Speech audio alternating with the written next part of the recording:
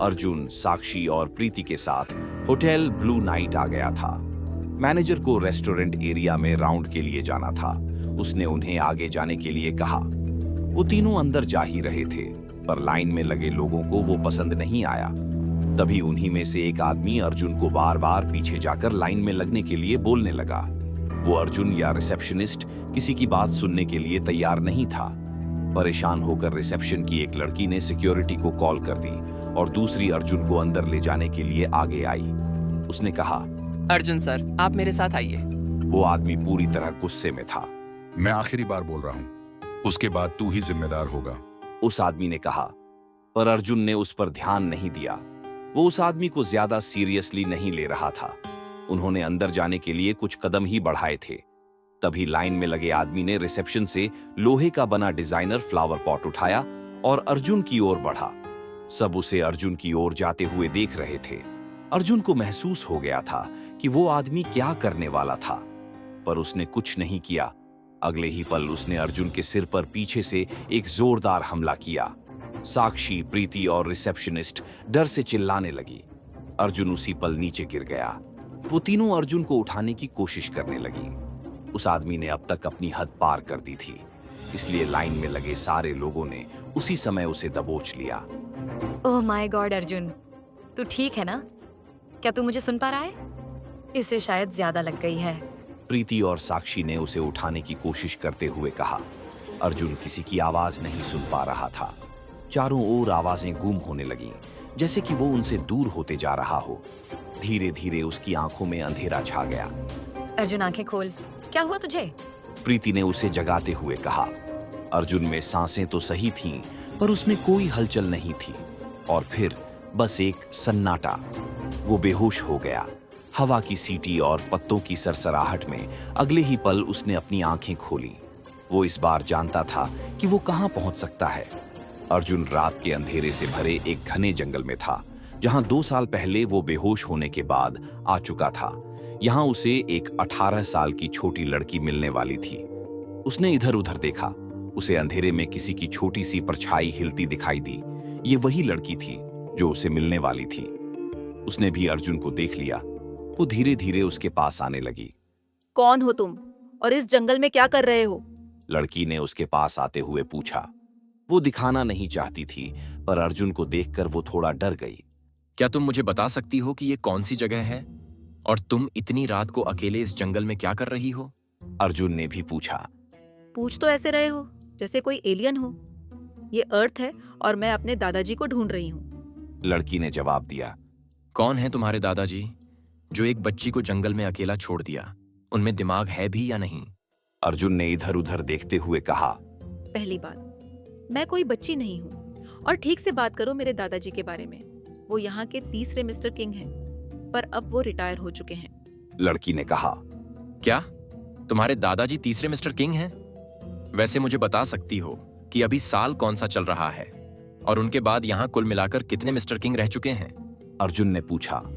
मेरे दादाजी के बाद अभी यहाँ चौथे किंग राज कर रहे हैं और अभी तो साल 2415 चल रहा है। पर तुम ये सब क्यों पूछ रहे हो? क्या तुम्हें नहीं पता? लड़की ने कहा। इसका मतलब मैं 390 साल आगे फ्यूचर में आ गया। सामे किरू मुझे यहाँ दूसरी बार लाए हैं, पर क्यों? क्या यहाँ मेरी जरूरत है या फिर यहाँ कोई गड़बड़ है? अर्जुन ने अपने सीने पर हाथ रखते हुए मन ही मन कहा। लड़की को अर्जुन थोड़ा अजीब लग रहा था, पर उसे उससे कोई खतरा महसूस नहीं हुआ। तुमने मेरी बात का जवाब नहीं दिया। कौन हो तुम और यहाँ क्या कर रहे हो? तुमने इतने अजीब और पुराने जमाने के कपड़े क्यों पहने हैं? कहीं तुम भी किसी अनजान ऑर्गेनाइजेशन के साथ तो नहीं मिले हो? मुझे नासमझ लड़की समझने की गलती मत करना। मुझे तुम लोगों से डर नहीं लगता। लड़की ने अपने हाथ में लगी घड़ी को हिलाया और उससे एक लेजर रॉड निकल आई। अर्जुन बस अपनी जगह पर खड़ा उसे ये सब करते देख रहा था, बल्कि उसका ध्यान लड़की पर था ही नहीं। अर्जुन यहाँ लोगों की ताकत और नफरत को कुछ ज्यादा ही महसूस कर रहा था। देखो, तुम्हें मुझसे डरने की जरूरत नहीं है। वैसे तो मैं भी नहीं जानता कि मैं यहाँ कैसे आया हूँ। कहना मुश्किल है, पर शायद मैंने टाइम ट्रैवल किया है। लेकिन तुम ये बात किसी को नहीं बताओगी, वादा करो। अर्जुन ने कहा। एक बार को वो समझ नहीं पाई कि अर्जुन क्या बोल रहा था। फिर अचानक ही वो सब कुछ समझ गई। लेकिन उसे अर्जुन पर शक भी हो रहा था। मुझसे झूठ बोलने की कोशिश मत करो। मैं टीम एक्स की मेंबर हूँ, तो कुछ भी करने से पहले सोच लेना। लड़की ने कहा। मेरा यकीन करो, जिस टाइम से मैं आया हूं वहां अभी पहले मिस्टर किंग का ही दबदबा चल रहा है।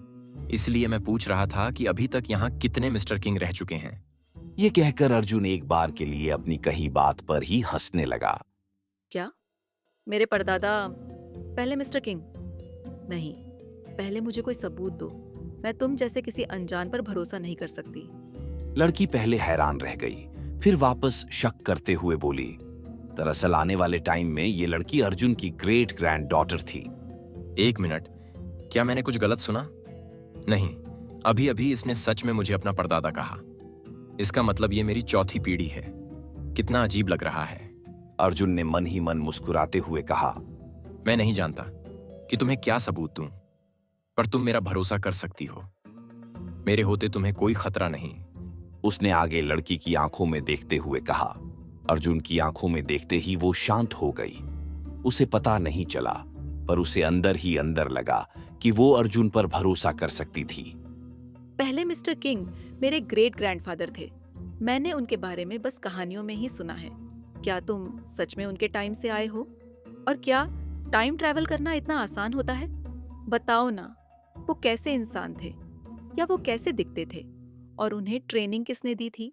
लड़की ने एक बार में बहुत सारे सवाल पूछ लिए। ये सब मैं नहीं जानता, बल्कि ये अभी कोई नहीं जानता कि मिस्टर किंग कौन है। वो अभी तक दुनिया के सामने नहीं आया। पर तुम्हारा नाम क्या है, और तुम्हारे दादाजी ने तुम्हें यहाँ अकेले क्यों छोड़ दिया? अर्जुन ने भी अपने जवाब के साथ एक सवाल पूछा। सही कहा। मैंने पढ़ा था कि पहले किंग कुछ सालों तक दुनिया के सामने नहीं आए थे। पर तुम चिंता मत करो, परदादाजी जल्दी ही उस टाइम की दुनिया के सामने आ जाएंगे। लड़की ने कहा, और वो आगे उससे बोली। मेरा नाम काव्या है। दरअसल ये मेरा सपना है कि मैं एक दिन नई और पहली लेडी क्वीन बनूं। पर उसके लिए मुझे बहुत ज्यादा ताकतवर बनना होगा। मेरे पापा हमेशा टीम एक्स के काम से बाहर होते हैं।